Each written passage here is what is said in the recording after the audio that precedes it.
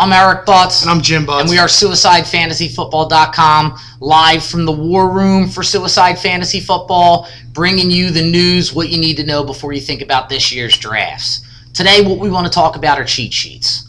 I am under the impression that a cheat sheet is a necessity. If you go to a draft without a cheat sheet, you're planning to fail because you're going to miss people that you just forget. Maybe they were on a team where they weren't considered a high pick, or now they've gone to a team where they're the lead running back and they might have moved up higher and you're even missing them. I kind of agree.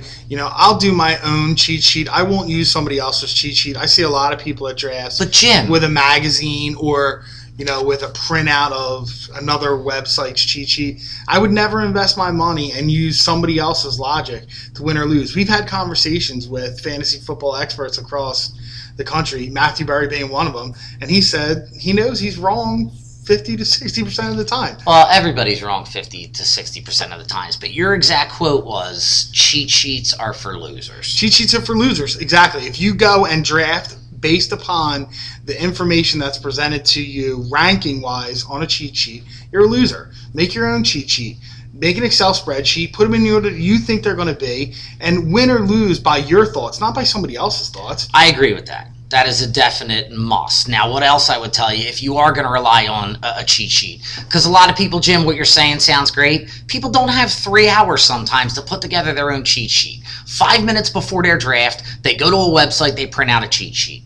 There, I would tell you, just be really, really careful that if you're in a PPR league, know it. Make sure you're printing out a PPR cheat sheet. If you're in just a touchdown-only league, find a touchdown-only cheat sheet. If you're going to your fantasy football draft and preparing for it 5 minutes before, you're a loser and you deserve what you get. Well, 50% of the people out there who play fantasy football, in your mind, are losers. That's right. In my mind, they're not losers. They're busy people who have a life outside of fantasy football but still want to play. So take an hour a week beforehand and prepare for it. An hour. Sometimes I don't have 10 minutes. Take 10 minutes beforehand. Take the same time you were going to do and make sure you get at least the right cheat sheet. There's a million cheat sheets out there. Make sure you get the right one and make sure it fits the league that you're in.